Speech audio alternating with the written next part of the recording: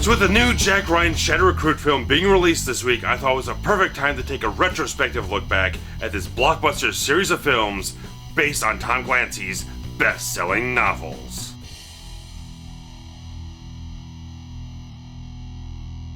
So it's only been in the last couple of months that I've been introducing myself to this series of films, possibly in anticipation for release of this brand new reboot of the whole franchise.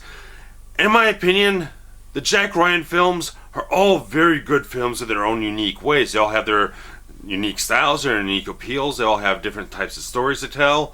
I find each one of them have a certain appeal based on what it exactly is you're looking for in a sort of spy, espionage type of political thriller type of film. But the entire franchise started with the adaptation of Tom Clancy's first Jack Ryan novel, which was The Hunt for Red October. Directed by John McTiernan, who did Predator and Die Hard, and this film is absolutely fantastic in my opinion. Quite frankly, just to spoil it all right at the beginning, this is my favorite of the whole franchise, possibly so much about because of McTiernan's direction style. His cinematography from Jan de Bont is absolutely superb. It has a lot of the same sort of cinematographer dynamics as Die Hard has. Great lighting schemes all over the place. The submarine scenes just look fantastic. They all have their own, each submarine has their own unique style, little different color schemes here and there. I think the film just wonderfully, magnificently shot.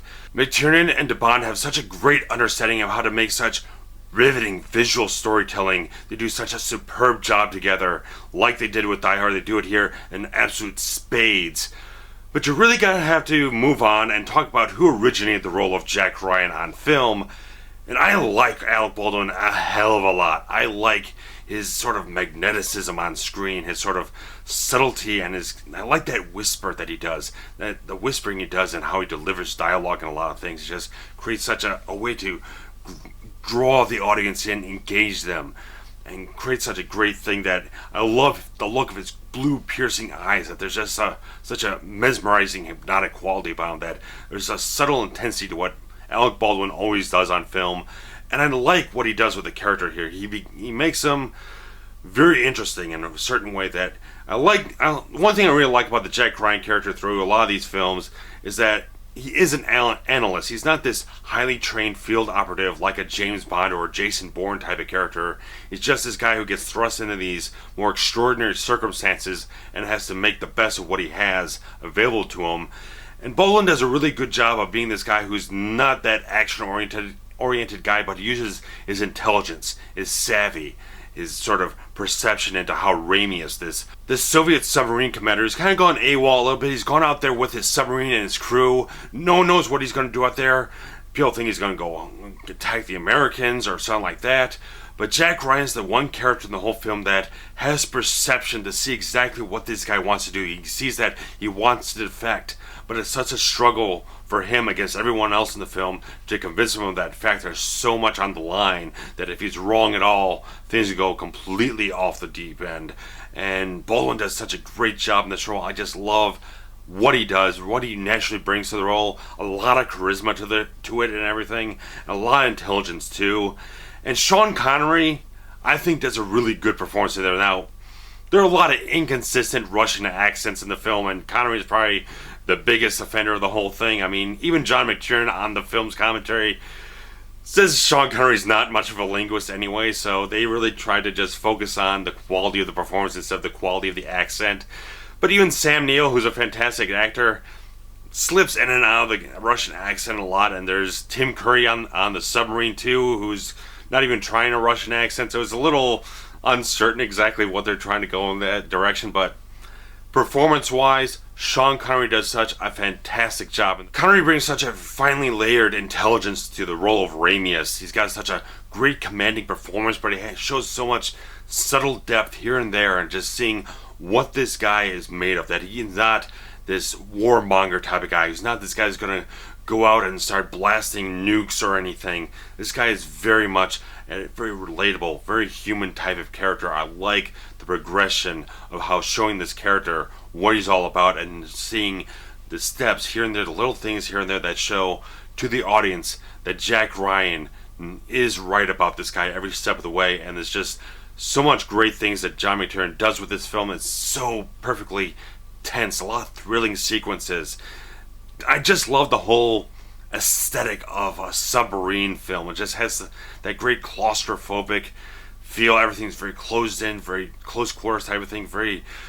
It's just such a great atmosphere, and it just creates such a great sense of tension and excitement and a lot of great things. I could go on and on about The Hunt for Red October, and there's such a great score here from the guy who also did the scores for Conan the Barbarian and RoboCop, that you know the thing is a strong bass heavy type of score. There's such great sort of little themes and anthems in this film all the way through. I think The Hunt for Red October is just a superb piece of filmmaking all the way through. There's a couple of digital effects in this film that are not all that good. This is even before Terminator 2 happened, so it is very, very early digital effects are not too good, but it just here and there every time they launch a torpedo or something like that.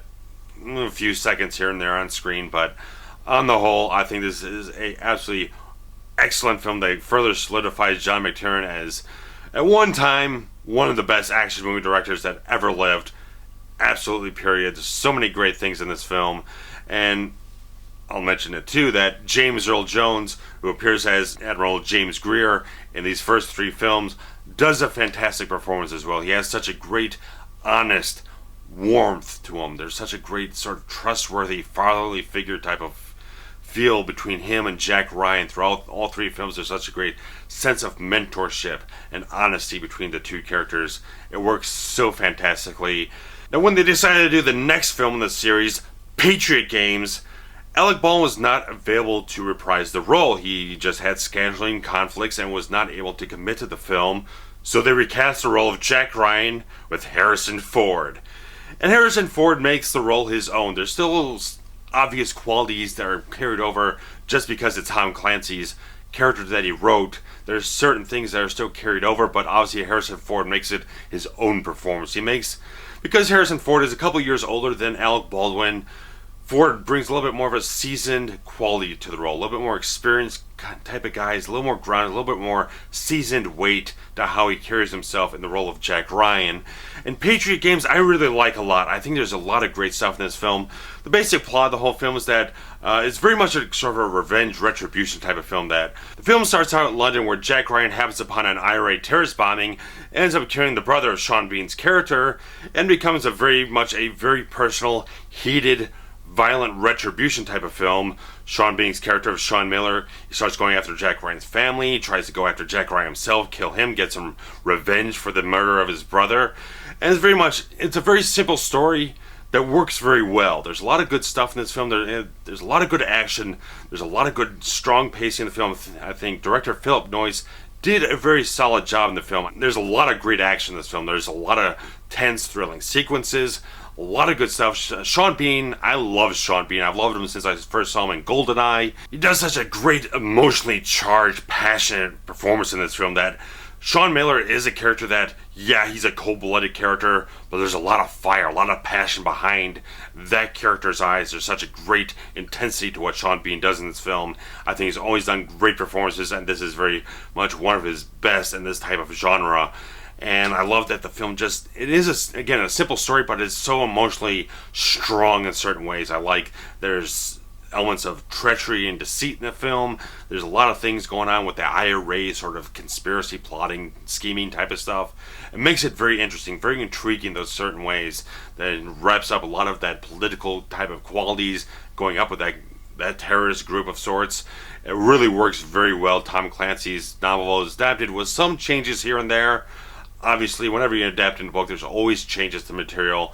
And this one did get a lot of criticism for changing a lot of things about the novel. But regardless, based on its own merits, I think Patriot Games is a very solid action thriller. You get a lot of enjoyment and entertainment value from this. The climax of the film is very, very, very well done. A lot of good action set pieces in that. I think Harrison Ford does a very strong performance in this role. Plus, I think Harrison Ford and Anne Archer make a great on-screen couple as Jack and Kathy Ryan. There's such a warmth and genuine quality that they just seem like a very natural fit for one another, and they do a great job working on the dynamics between these characters perfectly. And obviously, they kept going on. These films were still being very successful, so they went ahead with the next film, Clear and Present Danger. That this film is still very good, but it's a lot less action-oriented than the last two films. Relatively, it's a little slower paced. It's a little bit more about political conspiracies. The basic plot of this thing has a lot of things to do with the U.S. government getting involved with Colombian drug lords and various types of backstabbing and using covert military ops in very illegal type of ways. And there's a lot of good stuff there. I like the conspiracy stuff, the political agenda stuff, the little political maneuvering stuff going on throughout Washington, going all the way up to the presidency. There's a lot of good stuff in that. It's very well constructed in that type of way. Harrison Ford's performance is a little less strong than it was in the last film because there's not so much of an emotional intensity to the investment of Jack Ryan in the plot. Up to a certain point, I think the film is, like I said, it's fairly slow paced. It didn't really grab me until maybe about the halfway point where there's a covert airstrike on the Colombian drug lord's house. And that's where it really seemed like the whole film really kind of picked up the pace, got a little bit more intense, drove forward the conviction and contempt of the character of Jack Ryan, where once you get into those moments, Harrison Ford's performance really elevates to a whole different level. It becomes a lot more intense. He becomes a lot more personally motivated throughout the whole story. And I like Willem Dafoe in this film. He plays the character of Clark. I like what they do with the character. That at first he seems like a very seedy, kind of shady type of guy working for the wrong side of the law. But as the film progresses, you see that this is a guy who stands on his own. He's not really kind of a blind loyalist to anyone. He's very intelligent. He's very sharp. There's a lot of good perceptive qualities about himself, that he's not just going to follow orders without question. This is a very good, cautious, sort of mercenary type character in the film. That I like the turn that he makes in the film, that by the end of the film he's a little bit more of an ally to Jack Ryan than an adversary. So it makes a lot of good, clever turns here and there and everywhere. As with all these films, the performances are great. They're solid, they're fantastic, great dramatic performances. Again, you got James Earl Jones making his final appearance in this series as Admiral James Greer, as his character develops cancer. So this ends up being his swan song regardless of what happened with the rest of the franchise. But Clear and Present Danger is not my favorite of the franchise just because it's a little slower pace. It takes a little while for the real kind of action and excitement of the piece to really pick up to a certain way. But it's still a very well-written film. It has some very strong action set pieces when it does get to them. I really like a lot of things in this film. I can give a lot of credit to it. But going on with the rest of the franchise, again, when it came to doing yet another film, director Philip Noyce and Harrison Ford, they couldn't agree on certain script details of the next film, which would be The Sum of All Fears. So, the film ended up being a whole reboot of the franchise, starring Ben Affleck as Jack Ryan. Now, this was the film that really kind of like, not quite certain what my sort of expectations should be for this. Just because everyone has a little reservation about Ben Affleck here and there. He's a lot of spotty stuff throughout his career. And obviously this film didn't take off to push forward our franchise any further. But quite frankly, The Sum of All Fears is a film I really damn like. I think it's a very solid effort because this is directed by Phil Alden Robinson, who did Field of Dreams and Sneakers and a couple other really damn good films. And I can definitely see his direction style in this film. It has a lot of good, sort of sharp little humor here and there. A lot of the great character chemistry and dynamics and interactions very much speak to the strengths of his directing style. And I like the film a lot. I like Ben Affleck's take on the character. That, yeah, Jack Ryan is much younger in this film than we've seen before. That he's much more earlier in his career, earlier in life, even before he's been married or anything. He's much more youthful, a lot more vibrant in certain ways. That he's a lot greener too. That these guys got a lot less experience dealing with the politics and bureaucracy of the CIA and everything. But he's brought along very well by Morgan Freeman's character of Cabot, shown the ropes, getting a lot of mentorship. Sort of similar to the Admiral Greer character that we've seen from James Earl Jones in the previous films, but his own distinct separate character, definitely. But Ben Affleck's take, I like the fact that this film has certain parallels to the story of Hunt for Red October, that Jack Ryan is the one character in this film that has that perception of the Russian president in this film that no one else seems to have. That he's done extensive research on this guy, he's connected with him in a certain way, he's met the guy, he understands him to a certain point where he's that one guy who's driving for the plot to understand that things are not as they seem, and I like that this film, the plot of this film is very much that a nuclear arm has gone missing, a nuclear missile has gone missing into the hands of some neo-Nazi faction that is trying to create a manufactured war between the Russians and the Americans. There's some great stuff in this film that I thought was very unexpected. I did not expect the film to go into certain places that it went, with how they used the bomb, that the bomb actually goes off in this film, and it really shocked me to a certain point. And Phil Robinson's direction is damn good in this film. I like it a lot. That this is probably the fastest pace of all the films so far. Not breakneck speed, but it's a lot more. It's got a little bit more better rhythm, a little more up tempo, a little bit more. It just has more momentum right from the outset of the whole film. It just has a great style to it, a lot more action centric than the previous films. I like a lot of stuff that's going on in this film. I like Morgan Freeman. As always, Morgan Freeman does great work, and he does absolutely great work in this film. There's so much great stuff in this film. I really like The Sum of All Fears a hell of a lot. And the composers for each one of these films have done great work. Obviously, starting the first film with Basil Paul Doris, who does a great verbose type of score. And the Harrison Ford films had James Horner doing a very solid James Horner type of score, which was a little more subtle here and there to service the film in the right way. But this film, Sum of All Fears, had Jerry Goldsmith, who I think has done some of the best scores ever. He's a fantastic composer. He always surprises me whenever I find a new film that has one of his scores. I'm very impressed by what he does every single time. Such a great, diverse composer that will be sorely missed forever and ever. And each one of these films has great qualities to them. I love that each one of them has his own kind of style. Each one of them has his own sort of appeal. That Hunt for Red October is a little darker, a little bit more suspenseful, has a great John McTiernan type of style to it. Patriot Games is a little more action-oriented, a little bit more emotionally charged. Clear and Present Danger, a little bit more of a slow political type of thriller, a lot more political machinations going on here and there and everything. Very much, I love the ending of that film. I love Harrison Ford as Jack Ryan confronting the president and having this great contempt for him. I love the ending of that film. Just like, that's a great punch to the end of the film that is very much different from the actual book of the film. But regardless of that, Sum of All Fears has much more that bigger style to it. It's a lot bigger consequences, bigger things at stake. It's just a much larger film in that sort of sense. A bigger scope to it. I like that a lot. I like that each one of these films has their own type of thing that can appeal to you on different levels. I think these are all four of these films are great, solid examples of this genre at some of its best work. You definitely need a lot of smart, clever writing in this sort of genre, especially in film these days. Smart writing and a good espionage, sort of political thriller, action thriller is very much missed in a lot of cases these days. And credit to the late great Tom Clancy for allowing these films to actually exist, even though he disowned Patriot Games from changing a lot of things from the book. But if you are a fan of Tom Clancy's books, and if you've seen the films or you've read the books, post some comments below and let me know what you think about what the changes were done for the films, what you liked them, think they were for the better, for the worse. What is your favorite film in this franchise? Which actor did you like the most as Jack Ryan? Because I like the fact that even though each actor, Baldwin and Ford and Affleck, all did their own sort of styles to the film, to the character and everything, they still embodied certain consistent qualities of the character of Jack Ryan. I saw a lot of consistency in how they acted, how they were presented. I like that a lot.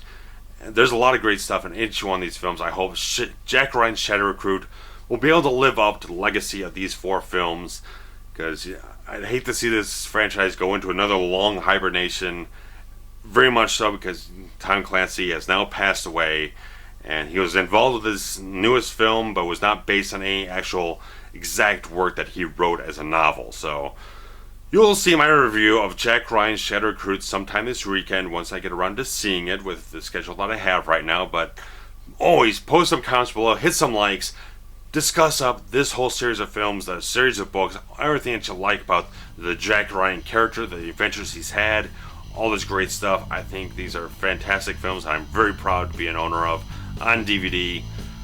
Post comments below and all that kind of great stuff. And I'll get back to you in due time with another review. So take care. Bye-bye.